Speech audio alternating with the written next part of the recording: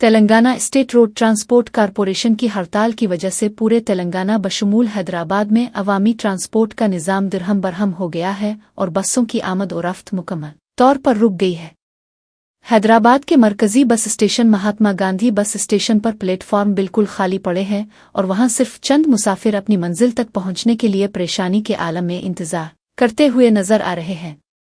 ہڑتال کے باعث ریاست بھر میں سفر کرنے والے ہزاروں شہریوں کو شدید مشکلات کا سامنا ہے، کیونکہ بسیں سڑکوں سے غائب ہیں اور نجی گاڑیوں والے مسافروں سے منمانا کرایہ وصول کر رہے ہیں۔ شہر کے دیگر اہم بس اسٹینڈز اور ڈپو بھی سنسان نظر آ رہے ہیں، جہاں ہڑتالی ملازمین نے اپنی مانگوں کے حق میں احتجاج کرتے ہوئے کام کرنے سے انکار کر دیا ہے۔